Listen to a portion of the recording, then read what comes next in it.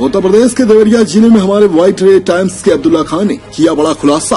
जी हां, हम बता दें यह वही वारदात है देवरिया जिले के थाना बघौच घाट क्षेत्र के ग्राम मोतीपुर का। यह सारा मामला है हमारे व्हाइट रे टाइम्स के अब्दुल्ला खान ने किया खुलासा।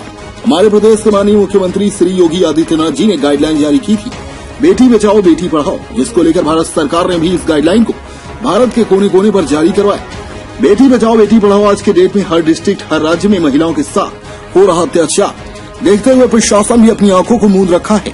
जी हां, हम बात कर रहे हैं इस वक्त का जो खुलासा है हमारे चैनल के अब्दुल्ला खान ने थाना बघौच घाट क्षेत्र के ग्राम मोतीपुर में पहुंच कर लिया पूरा जायजा। ग्राम सभा के छोटे से बड़े लोगों तक पहुंचकर सारी बातें की और बातों का खुलासा किया। हम बता दें बघौच घाट थाने के दारोगा नरेंद्र प्रताप राय गुंडों के बने रखवाले। जी हां, हम बता दें नरेंद्र प्रताप राय थाना बघौच घाट दारोगा 2 लाख रुपया लेकर एक महिला के घर घुसकर जबरन दरवाजे को तोड़कर गिराया। उस मकान के अंदर एक महिला स्नान कर रही थी।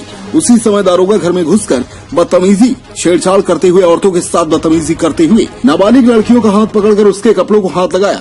महिला पुलिस होने के बावजूद दारोगा नरेंद्र प्रताप राय के साथ महिला पुलिस भी थी, मगर दारोगा ने खुद महिलाओं को अपने हाथों से मारा और ढकेला। वहीं एक ऐसी महिला जो स्नान के समय बैठी हुई थी और वहीं दारोगा ने घर में घुसकर बदतमीजी की। दारोगा नरेंद्र प्रताप राय ने कहा कि तुम बच्ची हो, बच्ची ही रहो, नहीं तो हम तुम्हें भी उठाकर थाने ले जाएंगे और बताएंगे कि बच्चे और बड़े कैसे होते हैं।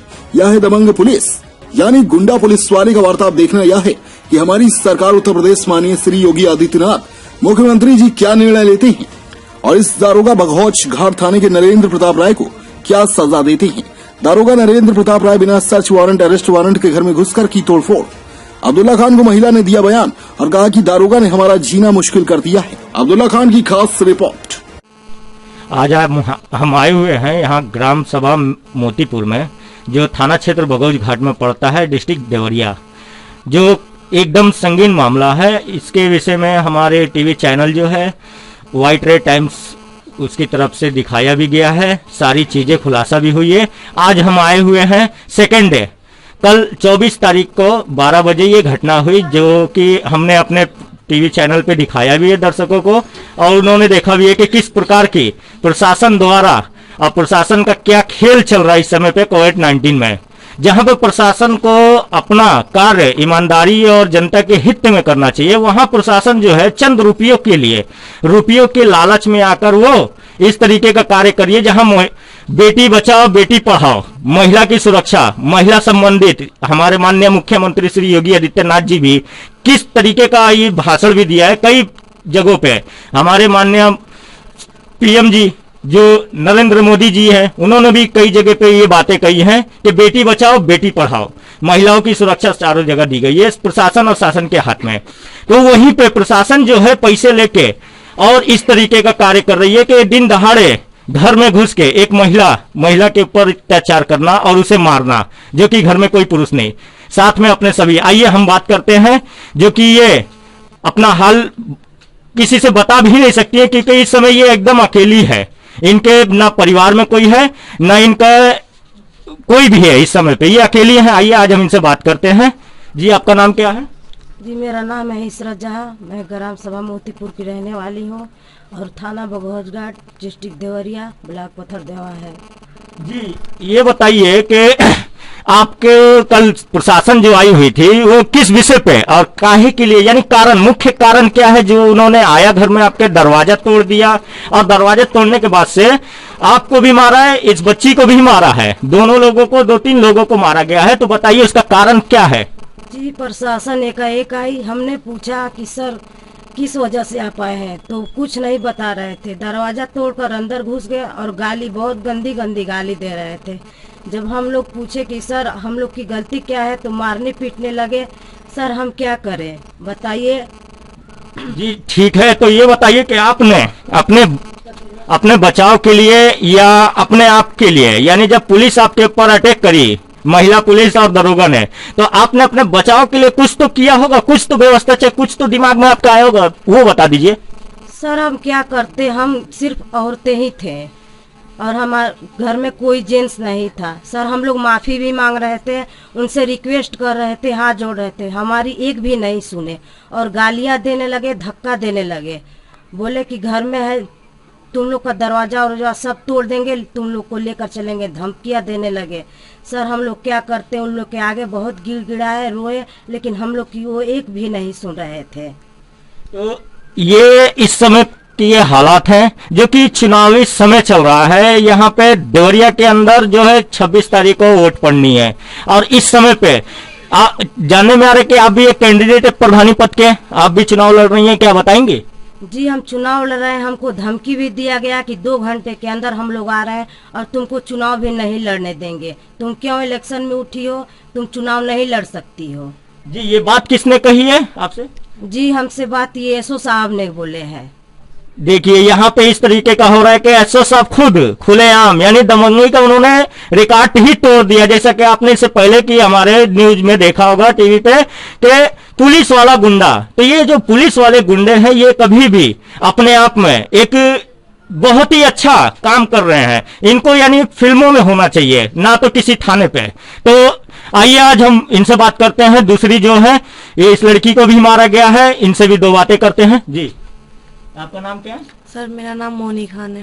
जी मोनी खान जी, ये बताइए कि आपको क्यों मारे?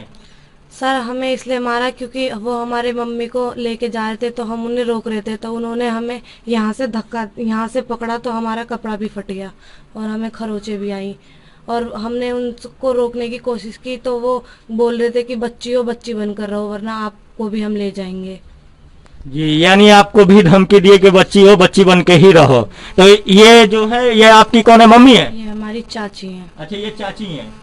तो ये बताइए कि आपको जो है दरोगा ने मारा था या महिला पुलिस ने मारी थी? मुझे एसओ साहब ने पकड़ा था यहाँ से बहुत तेज टाइट से, मैंने छुड़ाने की कोशिश की तो उन्होंने ही धमकी दी थी कि हम अगर बच्ची हो तो बच्ची बन के रहो, वरना ले जाएंगे हम तुम्हें, फिर हम हट जाएंगे। ये है यहाँ के प्रशासन का नजारा जो आप देख रहे हैं, बहुत ही अहम माना जाता है। देवरिया जिला यानी उत्तर प्रदेश का सबसे बड़ा भी जिला माना जाता है, जो कि इसके हदें भी काफी है, जो कि ये जिला जो है काफी मायने रखता है, इसका जनसंख्या भी अच्छा है, और इस जिले के अंदर शासन प्रशासन यानी कई तरीके की बात करती है, और जो भी है कोविड-19 को लेके कई तरीके के गाइडलाइन भी जारी किया गया है। तो इसमें शासन ये कहती है कि आप गाइडलाइन को फॉलो करिए, यानी तो इसमें यह देखने मिल रहा है कि पब्लिक को तो कह रही है शासन के हाँ आप गाइडलाइन को फॉलो करें, पर वही जो गाइडलाइन तैयार करने वाले व्यक्ति हैं यानी प्रशासन शासन जो भी है,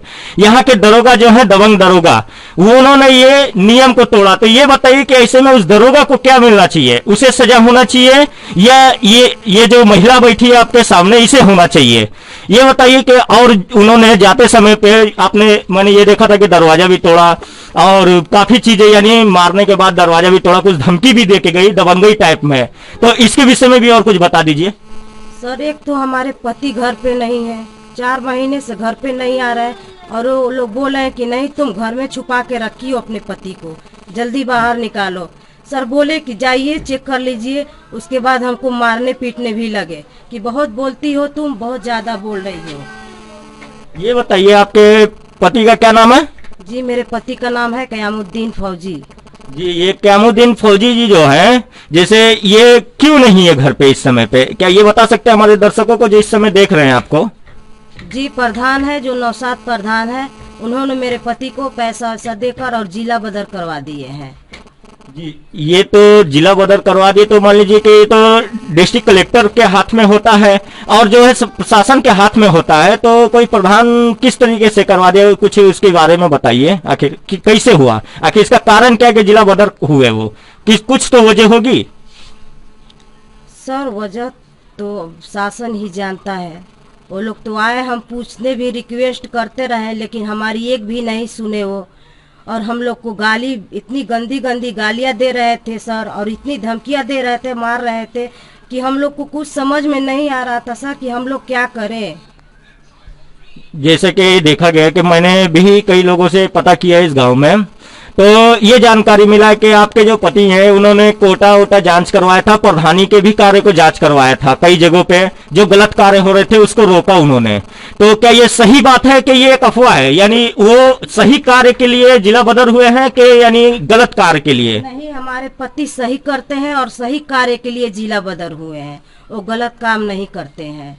जी, यानी जो है कि इस समय पे प्रशासन का ये हाल है, देखने के लिए आप लोगों को मिल रहा है कि यहाँ पैसा फेंको तमाशा देखो। ये तो आप लोगों ने खैर सुनाई है फिल्मों में भी, और आम सी बातें हैं, ये छोटी सी चुटकुले हैं, पैसा फेंको तमाशा देखो। तो ये पुलिस है जो यहाँ की, आप इन्हें पैसा देके अगर कहेंगे कि ये कार्य कर दो तो वो कर देंगे। यानी ये समझ लीजिए कि ये हमारे लिए नहीं है, ये सिर्फ पैसों के लिए है। तो यहाँ की प्रशासन से आप कोई उम्मीद नहीं रख सकते। देवरिया जिले के ग्राम मोतीपुर में आज हम मोतीपुर में इस समय इसलिए आए हुए हैं क्योंकि इस महिला के ऊपर ज्यादा अत्याचार हुआ है, कई प्रकार का धमकियां भी मिली हैं तरह तरह की। और मैं एक खास बात और बता दूं, मैं व्हाइट रेड टाइम्स का अब्दुल्ला खान हूं।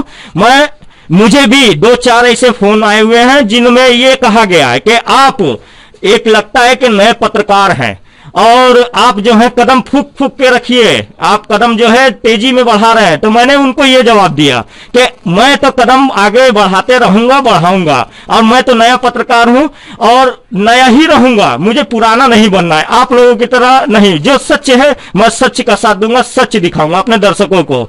जो भी इस समय पे देख रहे हैं वो सारी चीजें एकदम सच है, एकदम आपके सामने है, और मेरी कोई भी खबरें कभी भी गलत नहीं होती है। ये भी जो मैं खबरें टेलीकास्ट किया हूं, ये भी पूरी जांच पड़ताल करने के बाद से मैंने इसे टेलीकास्ट किया। मैं व्हाइट रेड टाइम्स से अब्दुल्ला खान, आप लोगों का बहुत बहुत धन्यवाद।